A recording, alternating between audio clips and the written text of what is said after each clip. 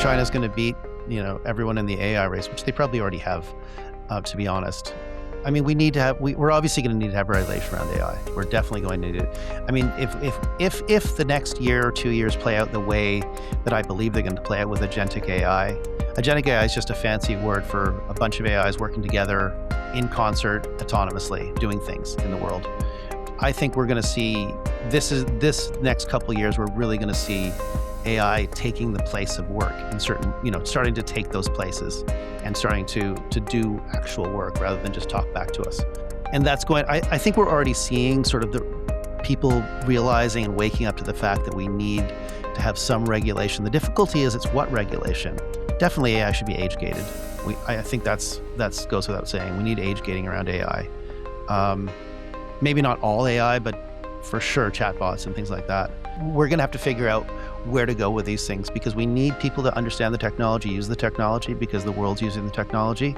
Also, as far as Canada goes, we need to have our own hosted models, even if those are modified open source models. We need to have our own strategy, policy, and data centers.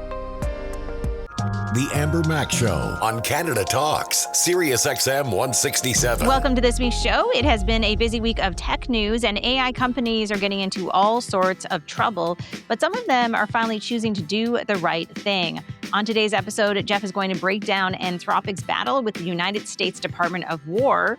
Plus, here in Canada, OpenAI is going to make some changes to improve safety measures after one of our country's worst school shootings. We'll also chat about how much AI boosted the U.S. economy, but don't hold your breath waiting for good news. Plus, our guest this week is musician, speaker, and Canadian entrepreneur David Usher, who joins us to talk about the future of creativity and technology. So let's get into the headlines. Newsfeed. Well, obviously, we talk a lot about AI on the show, and I wanted to start the news with a story that I think justifies some of the skepticism I often feel about, perception versus reality in terms of the U.S. AI giants.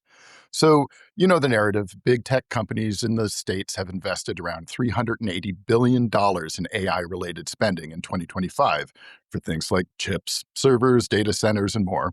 And this amount is expected to almost double in 2026 to roughly $700 billion. Well, according to Goldman Sachs' chief economist's comments to the Atlantic Council, the contribution made by AI investments to U.S. GDP growth in 2025 was, and I quote, basically zero. This is kind of fascinating. I think we all know that it's an AI bubble. We've talked a lot about that on the show. But do want to add that Goldman Sachs is not alone in this assessment, with other analysts estimating only between 0.2 to 2.2% growth from AI spending. And skepticism is rising everywhere. Jeff, why do you think this is at odds with the claims we hear coming out of pro-AI estimates, as well as the Trump administration? So as it's explained by Goldman Sachs and others, basically the problem is that most of the money spent just never ends up in the U.S. because most of the equipment being bought is coming from Taiwan and Korea and other overseas suppliers. Now, there are arguments that say some of these calculations are considering the impacts of this spending too narrowly. But I think if Goldman Sachs is telling us that the $380 billion in AI spending has had basically zero impact on U.S. GDP growth, that it's worth considering. And like so much of what we hear from the big tech players, to say nothing of Trump and his cronies, that the AI economic miracle is at the very least simply not taking place right now. This is a sentiment, like we said, is kind of echoed everywhere. I do want to give a special shout out to my friend Mitch Joel, who had Cory Doctorow on his podcast this week, Jeff, because they talked about this exact issue. Cory was on our show a couple of months ago, and we're just hearing people say the same thing over and over again. This promise is not happening. Now, in more bad AI news for some of the big players in tech, in the aftermath of the horrific Tumbler Ridge school shooting, it was revealed that OpenAI safety employees had flagged the shooter's previous ChatGPT activity months ago because it contained repeated scenarios involving gun violence. I think from some of the reports that I read, it was all the way back in early in the summer I think it was June, yeah. Yeah, June of last year. But even though about a dozen employees knew about these issues, they were told by OpenAI leadership that it didn't meet the, and I'm quoting here, threshold required to report to law enforcement, even though OpenAI did decide to ban the shooter's ChatGPT account because of these interactions. And it seems like they found a second account too, so there may have actually been more interactions, but this is just so disturbing and yet another blight on OpenAI's already tarnished record. I mean, you know, 6 kids aged 11 to 13 died at school at the hands of some maniac. But that's just the cost of doing business for Sam Altman and OpenAI, I guess. So, senior officials from OpenAI were called to Ottawa to meet last Tuesday with 4 Canadian cabinet ministers, including AI Minister Evan Solomon, who we've had on the show. But the company offered, according to Evan Solomon, no solutions to prevent this kind of tragedy. But then a couple days later followed up saying that, oh, actually, in fact, we made changes months ago that would mean that the shooter's interactions previously with ChatGPT would in fact now be raised with law enforcement. So that's wild that they must have just remembered without being able to be specific about it, that a couple days after their meeting with Canadian MPs that oh yeah, we actually did put this thing in place. We just didn't mention it to you because, there's no way OpenAI would just retroactively change their story in relation to public pressure, right? It is so disturbing. I do want to say too, a big shout out to a reporter from CTV News, Jeff. I'm not sure if you saw this, but she actually tracked down one of the senior leaders at OpenAI when he landed with one of his associates at the airport in Ottawa for this meeting, and she directly asked him, "What is your feeling about the impact of what you decided not to do has had on families who've lost their kids?" And he just stood there dumbfounded as if he didn't expect that this question was going to be something that he would be asked. Yeah, I mean, it's not surprising that anybody from the big AI companies would be, you know, not expecting to be held to account about anything because we don't hold them to account about anything. That's the whole problem here, and that's what needs to change. And hopefully, we're going to get our act together in Canada. I don't know if there's much hope in the United States for this, but obviously, this is happening overseas where people are taking more, you know, stringent moves against AI. And yeah, we need to be a part of that because these people just think it's fine for this stuff to happen, or at least not their problem when they're obviously, in this case, could have probably prevented it.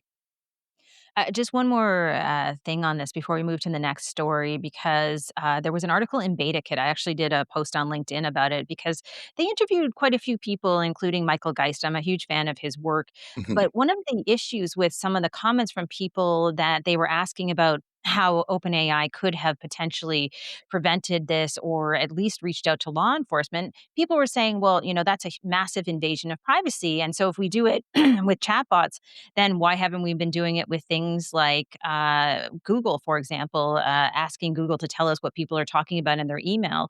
And I just want to stress one thing, and I think you'll be on the same page here. It is very different to think about issues when it comes to what you're getting in your email versus a chat bot that potentially is having conversations with you and driving you towards violence. Those are two very distinct Absolutely. things. Yeah, I have the exact same reaction, and it's ridiculous to compare the two. Their privacy is important, but the privacy of anyone is not more important than the lives of half a dozen young kids. Like we just have to accept that. I think most people would agree with that. Absolutely. And when it comes to privacy with chatbots, I think we have to have whole different conversations because they are basically manipulating people, and that's how they're Agreed. designed. All right, so let's move from AI risks to young people to social media risks for young people, as Instagram promises that it will alert parents when teens repeatedly search for subjects related to suicide and self harm, at least in situations where both the teenager and the parent are enrolled in Instagram's parental supervision program. This, of course, comes alongside several court actions against Meta in the US for putting children at harm. And this new feature will be rolling out very soon for users in Canada, the US, the UK, and Australia. Although I'm not sure why they wouldn't roll out something like this worldwide, but I guess it is a tiny step in the right direction, although it feels too many years too late. Yeah. Meta has also said that it will be taking a similar approach for certain AI experiences at some point in the future. Well, as long as they're not rushing, I guess. it's, it's crazy. And, this is after, so with the kids thing, it's after like repeated searches in a short time and all that. So, yeah, the bar is still not where it should be. And I don't understand why social media and AI companies always have to be dragged kicking and screaming to do the right thing. I won't be holding my breath for that. But in another example of big US companies behaving badly, the ex highest revenue company in the States, Walmart, which, as we reported last week, was just knocked off that pedestal by Amazon, has just agreed to a $100 million payment to settle a lawsuit from the Federal Trade Commission and 11 states that accused Walmart of causing its Spark driver delivery gig workers to lose a total of tens of millions of dollars worth of earnings by deceiving the drivers about their base pay, incentive pay, and tips, while also simultaneously telling customers that, 100% of tips go to those drivers. And even that wasn't always true. So, if they're paying this off, I think they're basically accepting guilt in that. And it just shows how bad the behavior can be. I will never understand why people think that they shouldn't pay people fairly or give them what they deserve in situations like this. Because, Jeff, this is one story, and in this case, it's obviously Walmart that's at the center of this controversy. But it is fair to say that a lot of these big companies, at the end of the day, I mean, they're making so much money and they aren't even paying their workers a living wage, or in this case, deceiving them about their pay. Literally the highest revenue company in the United States for the past 13 years. And they're screwing gig workers out of their money? Uh, it's disgraceful. I just don't get it.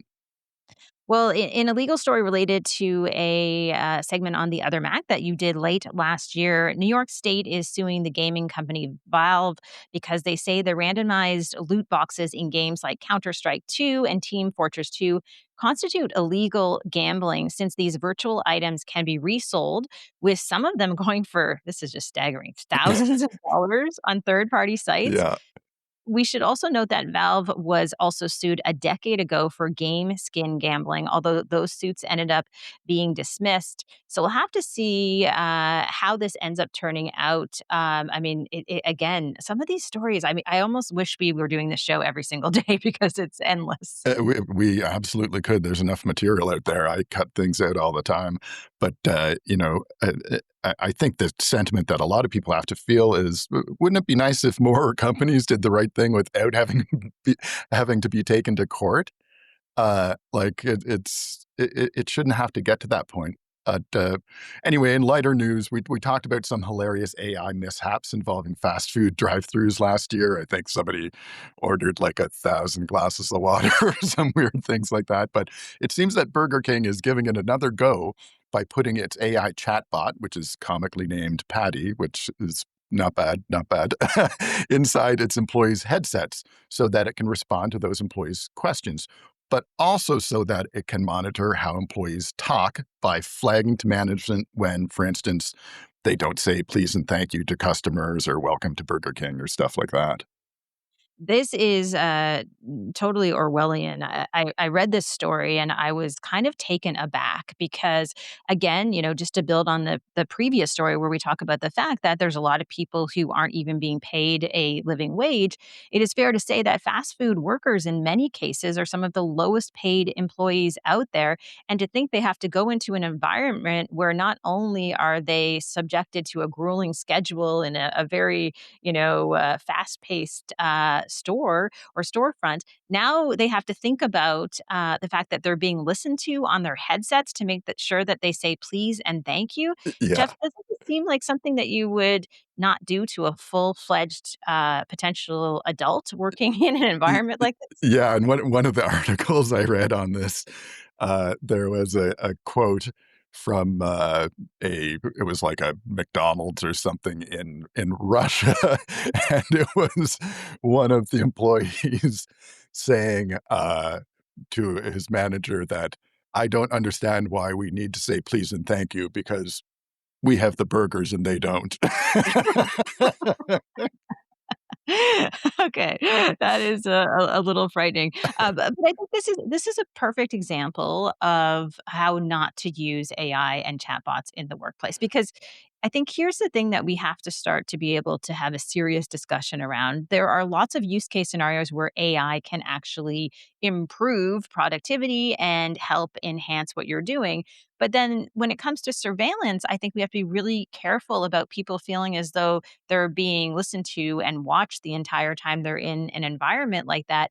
But so many of these businesses don't seem to have, I think, what is actually basic common sense, Jeff, because, if you ask the average person, they would say, well, this is a very uncomfortable work environment if you feel like you have to listen to every single thing that your employees say, around the clock. And the difficulty with just treating other people as humans just like you are instead of like second class citizens, which pops up so much. I mean, the gig economy is rife with that stuff. And you hear about DoorDash drivers and all these sorts of people, like delivery people who aren't making a living wage as they struggle through this. And what I would most like to see is how about we stop using the services that do that? Because obviously the people behind the services aren't going to make those decisions for themselves. Obviously, the investors invested in those things don't care. But it's we talk about AI and what it's going to do to humanity. Well, we don't even need AI to start dividing people into different classes of people you should think about like humans and people you should think about like cattles or basically slaves. It's disgraceful. I don't understand why there's not more, but it sure explains a lot of how people treat each other online and in social media. We're losing the fact that we're all in this together. We're just people. Absolutely. Okay, we're going to end off our headlines this week with a little bit of good news, at least, I guess, good news for us. I think it is good news for us. It is working for us. So, after doing podcasting on and off for the past couple of decades, we've finally reached a tipping point. It turns out that according to Edison Research, that 2025 was the first time that the number of people older than 12 who listened to podcasts exceeded the number who listened to AM/FM radio, just squeaking by at 40 to 39% respectively. In 2015, the numbers were only about 10% for podcasting and 75% for AM/FM radio. So that is a pretty big change. Yeah.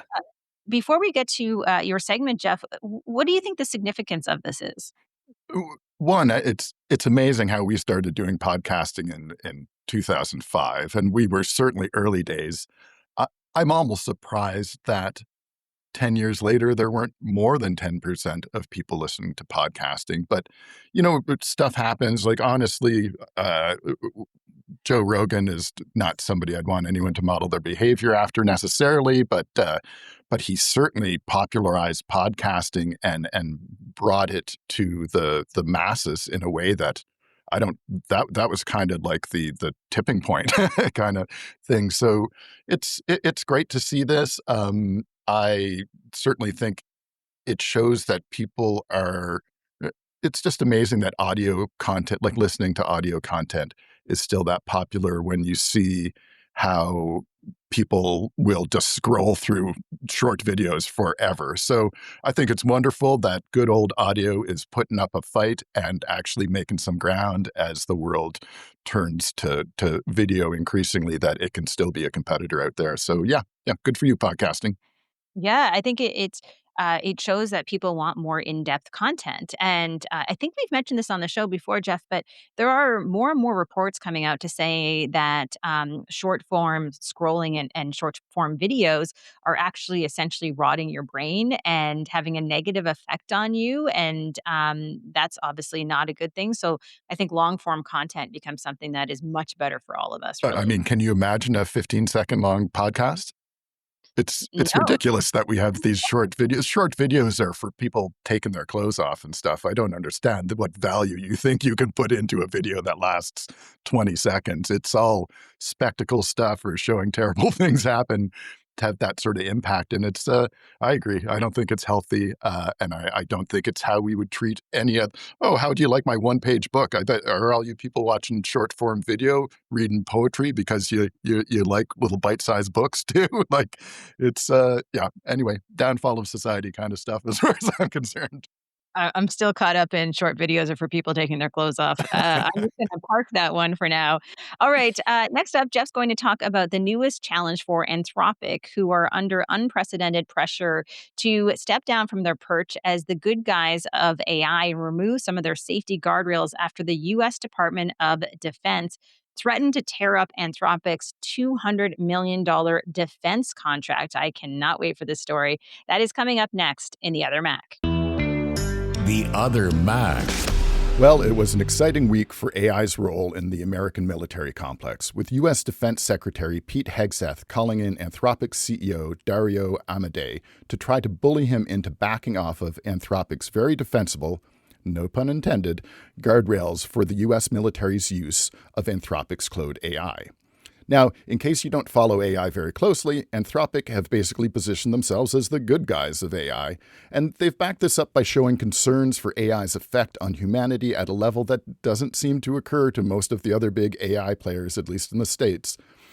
And in the case of the U.S. Department of Defense, Anthropic was the only company that had its AI deployed on the Pentagon's classified networks. Although, and this demonstrates the lack of judgment on behalf of the Department of Defense's current leadership, they will apparently be joined by Elon Musk's Grok AI soon. You know, the one that likes to make deepfake porn of children.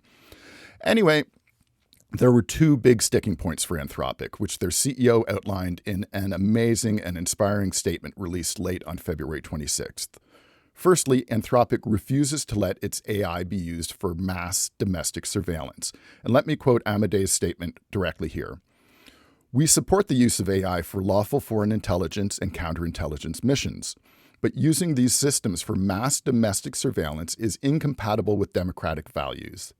AI-driven mass surveillance presents serious, novel risks to our fundamental liberties. To the extent that such surveillance is currently legal, this is only because the law has not yet caught up with the rapidly growing capabilities of AI. And secondly, Anthropic refuses to let its AI be used for fully autonomous weapons, and I'll again quote their statement here. Partially autonomous weapons, like those used today in Ukraine, are vital to the defense of democracy.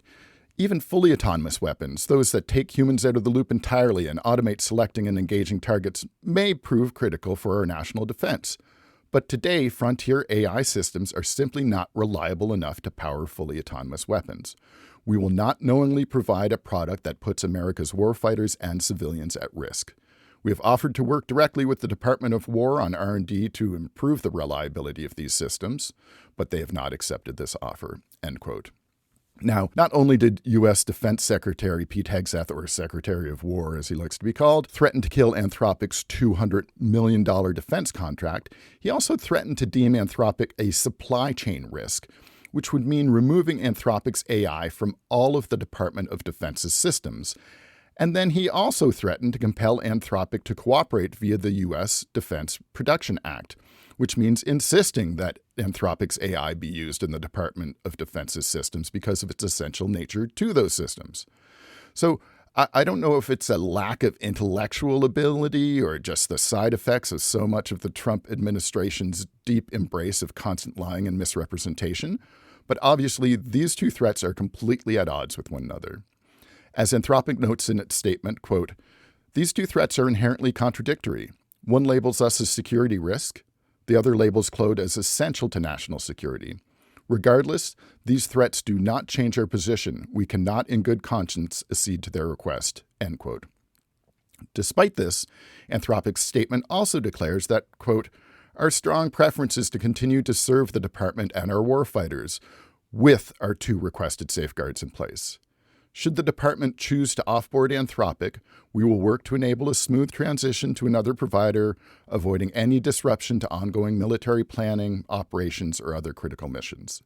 Our models will be available on the expansive terms we have proposed for as long as required, and we remain ready to continue our work to support the national security of the United States, end quote. Now, we're reporting on this breaking news on the afternoon of February 27th. An Anthropic statement came in late on February 26th, so who knows what the response will be from Pete Hegseth and his cronies. Anthropic's leadership should be strongly commended for having the backbone to stand up to Trump's bully brigade, as well as having the moral and ethical wherewithal to understand and legitimately care about the dangers inherent in artificial intelligence to all of humanity. Unfortunately, in a country that prides itself on independence and courage, we see very little of either in the attack mob mentality that's been embraced over recent years in the US. So we all should applaud Anthropic's actions here as a much too rare example of putting people ahead of money as we barrel into the future. I'm TheOtherMac. Well done, Dario. The Amber Mac Show on Canada Talks, Sirius XM 167. David Usher is an artist, keynote speaker, best-selling author, and entrepreneur. He's the founder and CEO of Reimagine AI, an artificial intelligence venture established in 2018 that builds real-world AI systems at the intersection of creativity, healthcare, and digital identity. As a solo musician and with his band Moist, David has sold more than 1.4 million albums, won 4 Juno Awards, and has hit #1 singles performing in English, French, and Thai. Amber spoke with David about how AI is impacting and influencing creativity. Here's their conversation. AI Spotlight. David, thanks so much for joining me. Happy to. I wanted to kick things off with a prediction that you made in Beta Kit for artificial intelligence in 2026, where you said, we'll see human pushback as AI slop overruns the internet and OpenAI addicts us with porn GPT, driving the rise of human-only spaces. That's a lot to unpack today. Yeah, I mean, I think we're already seeing that. This is really the year of agents and agentic AI. I think this is the year of we'll really see acceleration that everyone's going to be able to see in their work and their lives. But at the same time, we're seeing because of the massive valuations of the AI companies, especially OpenAI, and X to an extent as well. We're seeing, them putting out things, just AI slop everywhere, and it's really starting to clog up the social media channels. I mean, if you look at social media right now, everyone is starting to question what's real and what's not. And when you start seeing things that are not real, you start to really question. The funny things lose their funny. A lot of it loses its meaning when you realize it's all generated by artificial intelligence. And then the same with OpenAI going sexual on its content. It's the same. It's the lowest common denominator to make a buck. And I think that we're going to see more and more people. I mean, we've seen it with iHeartRadio already, which is human, I think their motto was human only or something like that now. And then, I mean, we've seen the same thing with chess, right? Chess is the classic example of, chess has been able to, computers can beat humans at chess for 10 years now, 15 years now. But humans playing humans online and in person has never been bigger. So it's really grown up as a space, its own business model, really, because nobody wants to play with a computer. And I think we're going to see the rise of those kind of spaces for human to human connection as well. It feels a little bit to me like for the past 15, 20 years, we've become so obsessed and excited about technology that we have just been running full on into this era. But I think you're right. There is a return to human first experiences and engagement. I think this is especially true in creativity, which is why I was so excited to have you on the podcast, because a lot of people talk about creativity in the age of AI and they have big concerns. How do you feel? I mean, of course, AI is coming to blow up every existing business model in all creative fields. We just know that. But that doesn't mean there won't be new business models rising up. Um, because the creative model so far has been based on scarcity, right? The idea that human-made things are scarce because they were made by a human. It took a long time. When that goes away, when AI can do the same thing, endlessly, infinitum, suddenly those things aren't scarce anymore. But new scarce things will grow up in human to human connection, I think. Um, AI has incredible possibilities and it's going to do incredible things. But I think now we're starting to see pushback where people really think, well, we need to really think about where we're going with this. But if you just look at the capex spend right now in America, I think they're talking about $500 billion being spent this year on capital expenditure. The capital momentum of that is crazy, and to think that we're going to get serious regulation and serious we're going to be able to draw lines around that capex is I think it's a fantasy. It is interesting too when we think about the future of work, because I think you touched on that a little bit in terms of the fact that there's a lot of hype right now insofar as how AI is going to affect work and take people's jobs. But you said something on a podcast called Talk Shop a few weeks ago where you said creativity is the last best competitive advantage you have. I'm going to steal this and give you credit for this in my keynotes because that to me is what people need to focus on. Could you talk a little bit more about what you meant by that? Yeah, I mean the way I think about it right now, now that AI has really become the efficiency layer for all of us at work, um, creativity is really I think of it as a methodology rather than a genre or a vertical. It's really a methodology of about the way we see the world, collect ideas, put those ideas together, and make something new. No matter what you're building, whether that's in music or art or in business. Um, and that skill to be able to see the new world, to navigate change in this revolutionary time where really everything is changing constantly, that's going to be the skill that has a lot of value in this new world. Because when old models crumble and disappear, people are going to need new models, new ways to see the world, new ways to work within the world. And that's going to take a lot of creativity. And I think this is the era of the rise of the creative, not only in new fields of art, but also in business. How do you feel when you see artists using AI to create everything from art to music, which of course you know a lot about? Do you think that they're crossing a line or is that okay? I don't think so. I mean, it's always been this push and pull with technology. Different artists used to uh, choose to use technology in different ways. Some want to use more technology, some want to use less.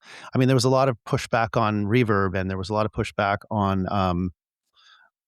every single stage of technology. There's been pushback, but it's whether you want to. I mean, for myself, I don't really want to make music with AI because I like to make music with my human friends and play it for human people. That's just my thing, right? But I use AI in all sorts of other spaces in my life, and it makes for creatives. The other thing that's amazing about this era for creatives that aren't necessarily business first creatives. This new era gives you the ability to be an incredible CEO and entrepreneur because it suddenly gives you these skills that you didn't have before. You can see the idea, but you didn't quite know how to put it together um, in a way that would work in an enterprise setting. You can now do that with artificial intelligence. So it gives creatives a whole new toolkit to be competitive in a different plane, really. I was talking to someone about this the other day, and I was saying that if 25 years ago someone told me I was new in my career as an entrepreneur, that I had all these tools to be able to build a website in minutes, to have a personal assistant at my fingertips, I mean, we all would have rushed towards this technology. All of those things are still true in terms of the benefits, like you say, about the tech. But I think what has happened is we just have some people in charge right now of some of the technology that maybe aren't thinking about humans first in terms of allowing things like misinformation and disinformation, the proliferation of AI slop, all those things we've talked about so far. So, how do people differentiate between what is going to work for them when it comes to AI and using it, and also being able to be aware of some of those red flags that you have certainly talked about throughout your career? Yeah, I think the first thing is to learn the language. Right? If you don't know the language of artificial intelligence, it's really hard to partake in the conversation. So I think that that's sort of AI literacy for people, for companies, is really important right now because you have to understand the language of this new technology in order to partake in it. Um, and then we're really going to have to. I mean, the nonsense that's coming out of the top echelons of the AI companies is, it's. I mean, I like to use the comparison of social media, right? If you look at what happened with social media over the last 10 years, the big tech companies basically unleashed this experiment on the world. without any sort of authority or question, or we didn't give them permission. They just did it, and we took it. And if you think about, I mean, there are no regulations on social media right now, none. There are no laws. And if you look at how much bigger a transformative change artificial intelligence is to social media, it's exponential. And so we really have to think about the world we want right now. It's really up to people to, but I don't think you can get involved with this revolution if you don't know the language. It's not hard to get. It's not hard to get up to speed. I really think that we're all really at the starting line, right? Because what's old is, the things that we were using. I've been running an AI company since 2018, and what we're using, 7 years ago, 6 years ago, 5 years ago, 3 years ago, it's all old tech. You can learn this language really fast, and you can be at the starting line of this with everyone else right now. But you just have to have that curiosity and jump in. I love that you said that because sometimes people will say to me, Amber, you recommended a tool a few months ago and it didn't work all that well for me. And I always tell them it's time to try it again because that's how quickly things are moving. It's probably even better at this point. And so there is this acceleration, this speed, which I think is overwhelming for a lot of people. 100%. But I always tell them it's not about the tool. It's about you're exercising the muscle of curiosity, not learning the specific tool, because the tools are changing so fast. But if you're constantly curious and you suddenly have, for those of us that are in this world of AI, you're constantly reading news about what's new because it's exciting, it's interesting. And that's the excitement and interest you need to have to stay on top of this world. But it's not hard. You start with YouTube. YouTube is a great place to learn about AI. You can, oh, yeah, I want to talk to you about your company and how that started and what you're doing today, especially around Second Echo. But I just wanted to ask one more question about where we're at today. And I noticed you shared a LinkedIn post where you talked about the evolution of robots. I think robotics are one area that people don't pay a lot of attention to because maybe they just don't have that exposure. But it was a really fascinating video that you showed in terms of the difference between 2025 and 2026 with the advancement of these robots. What do you think when you think about the future of humanoid robots and how they're going to impact the way that we live, work, and play? yeah. I mean, I'm very uber geek in that way, sci-fi geek. But if you really look at that video, 2025, the robots were moving sort of, as you expect robots to move that were human made. 2026, they're essentially moving like the best parkour athletes in the world. 99.9% of humans couldn't move that way. We don't have that athleticism. And that's in 1 year. So I always try and extrapolate 5 years, 10 years into the future.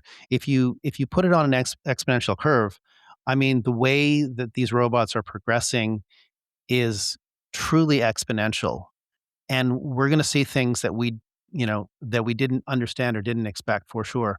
More of those video. I mean, LinkedIn for me is really just an outlet where I try and think about things that I'm thinking about in the world and how fast they're changing.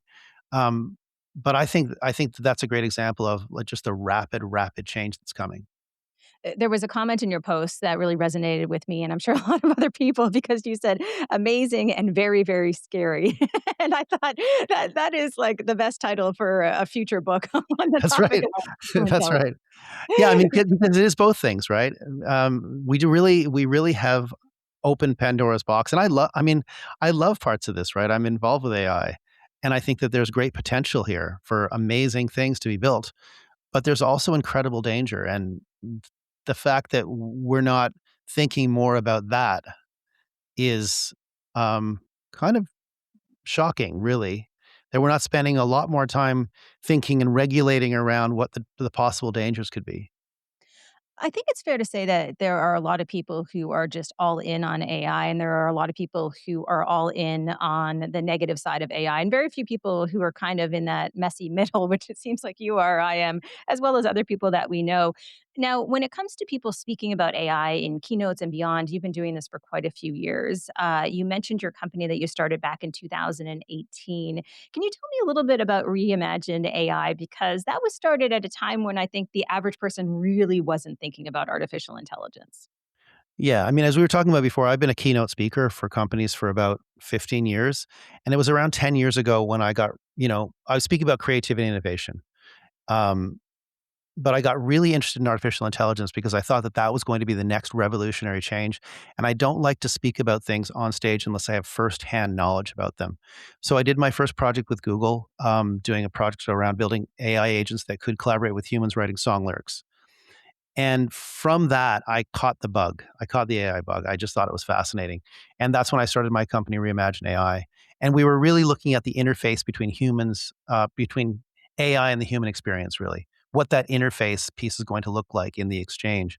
And so we spent the first couple of years just building virtual beings, interactive virtual beings for science centers and exhibits and things like that. And slowly we moved into healthcare and memory tech and all sorts of different things. And I noticed just a few weeks ago on LinkedIn, you announced another project, which is Second Echo, which sounds super fascinating. Tell me a little bit more about that. Yeah, my around the time I started my company, my mom was diagnosed with Alzheimer's, and anyone that has had a parent's experience Alzheimer's starts to really think about memory, and watching a memory disappear is sort of it's well, it's quite tragic, really. So I really started to think how artificial intelligence could reimagine how we remember. Um, and so I've taken a number of different stabs through the years at this technology, but it's only in the last really year that the technology has advanced enough where we can do all the things that we need to do to reimagine memory. So if you think about what you know about your grandparents or even your parents, there's some photos, there's some stories, and maybe there's some videos. But that's really about it, right? And think about the technology that's used to store that and keep that. And when the person goes, most of the stories go with them. So really the memories are gone. And for our generation and younger generation than us, there are a million photos on the phone. There are posts scattered everywhere. There are stories, there are journals in drawers, but none of it has context and none of it has connection. And so Second Echo is really a new way to think about memory, connected memory. So you can save your memories, you can share your memories, you can collaborate on memories with others. You can do the same thing with photos where you share memories around photos that are connected to them. And then other people in your friends and family can also add to those memories. So this weird collaborative meta memory. Yeah. It's a great idea, and I think it also taps into something that we so need right now here in Canada and beyond, which is AI solutions that do truly help people. And I don't think this is something that maybe people spend enough time talking about. But recently, I was speaking to Godfather of AI, Jeffrey Hinton, and he always talks a lot about some of the issues with artificial intelligence. But I asked him, "What are you optimistic about in terms of our future?" And he said he was optimistic about the opportunities in healthcare and education when it comes to AI. And like you said, for people who are living with Alzheimer's or dementia or multiple types of cancer, I mean, the promise of AI is massive, not just to improve the lives of these individuals and patients, but also the lives of people around them. Yeah, we have a project right now called Lucy AI, which is a touring exhibit of my friend who has stage 4 lung and brain cancer. And that has turned into we're doing a test we're doing trials with a Brooklyn hospital where newly diagnosed cancer patients can talk to Lucy to learn about their cancer journey. So there are all these really interesting opportunities. But I will say, I mean, I'm really positive about healthcare. I think there's incredible opportunities there. In material science, I think there are going to be incredible discoveries, vaccines, incredible discoveries. Education, I'm a little more concerned about. I don't quite understand AI in education yet. Because I mean, when we the way I visualize it is for me, it's always been writing is thinking, right? I learned to think when I learned to write. And I don't know if you were really good at math, but I was not that good at math. So once the calculator's there, you stop learning the math, right? I don't know how to do any math anymore except with a calculator and now with AI. Um, but now that LLMs take up language is all encompassing for us. And when AI does the language for us and it does the thinking and the structuring of language, and the creating of story and the ordering and the reordering and all the editing we have to do to learn how to write and how to think. When that's taken out of the education system, I'm not quite sure. I don't quite know how education fits yet. I haven't quite figured that out. I think it's a good question, and I certainly don't wanna speak on behalf of the godfather of AI because he has way more experience than I do, Yeah, me but, too. I will say that, I think in the context of our conversation on this, it was more around, making education accessible to more people. When you think about, personal AI tutors for people who maybe live in communities where they don't have access to teachers and education. So it is, I think, more of an accessibility play than it is Sure. an education replacing the teacher and the experience for the most amount of people right now, if that makes sense. I think in the short term, that is absolutely correct. That's going to be a thing, chatbots that can teach you things. But I think that there's a bigger issue. I mean, if we look at what things like phones and computers and tablets have done uh, we're not seeing positive results of that big experiment we did with those kind of technologies in schools, and I'm not sure in the long run we're going to see that with LLMs either. I hope so. I feel this way. I mean, I have a 17-year-old, and when he goes to school, I'm always encouraging him to build some of those skills that can't be replaced by AI. So, my big thing as a professional speaker is for him to get as many opportunities as possible to get in front of a room of people and communicate efficiently. I think that is one of the most important skills. I know you're also a dad. So, what do you tell your kids when it comes to the future that we're in today? I was happy to hear that your 17-year-old listens to you.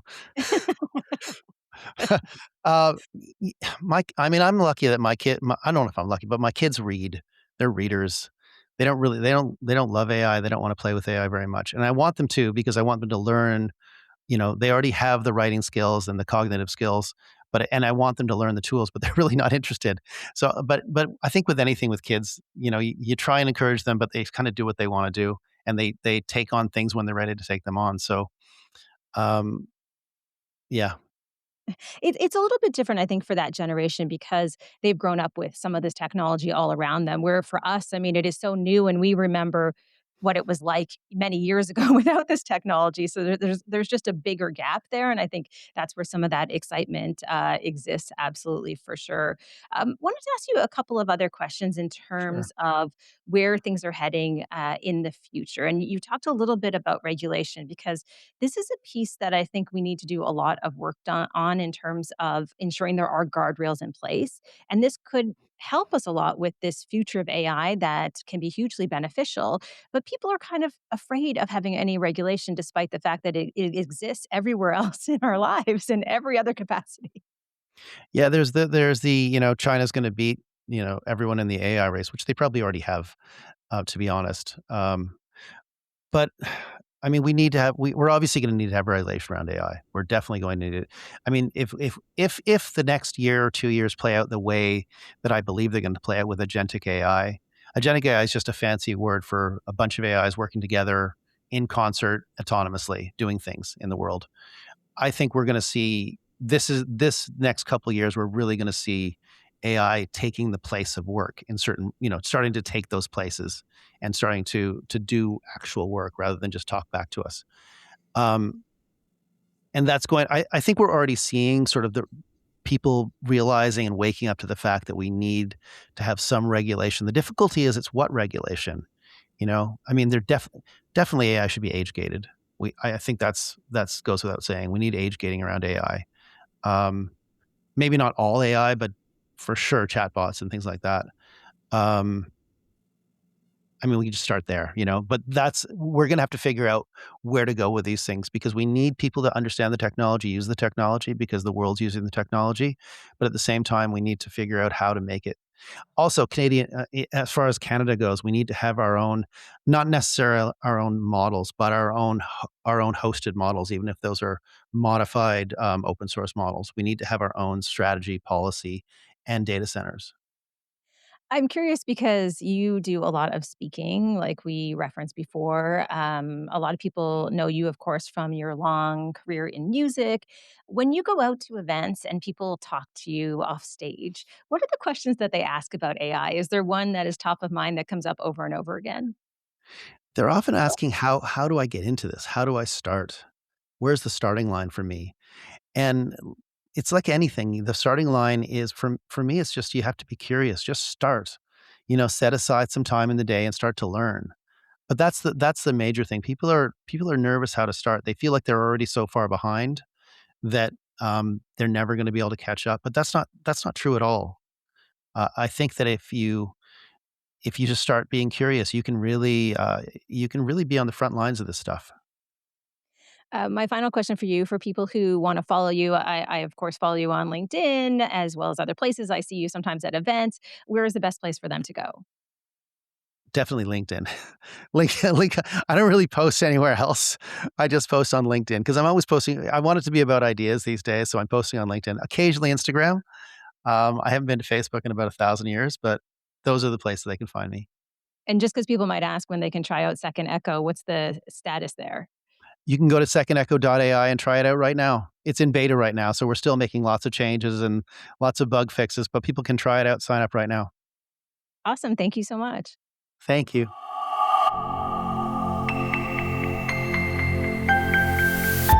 Thanks so much, David and Amber. Thanks so much for tuning in to this week's episode. It's been a wild week of tech news, so please stay tuned to our social media accounts for updates on the Anthropic story, the OpenAI stories, and all these stories that are evolving pretty much daily. Plus, if you want to watch any of our segments, including our headlines, our guest chat with David Usher and TheOtherMac, head on over to youtube.com/AmberMac and make sure to leave us a comment that we could include on a future episode. Also, coming up on the show in March, you'll have a chance to hear my conversation with the godfather of AI, Geoffrey Hinton. I am so excited for that chat, especially in light, Jeff, of all of the news on the show this week. If you're in Toronto, there are still a few tickets left for the event that's happening on Tuesday, March 10th, and you can head on over to Eventbrite to check it out. Thank you so much for joining us this week on SiriusXM Channel 167 or wherever you get your podcasts.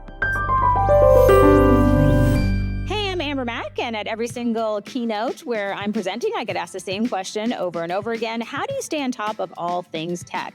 Well, every week I send out a free email newsletter. All you have to do is sign up at ambermac.com/newsletter. You're listening to The Amber Mac Show on Canada Talks, SiriusXM 167.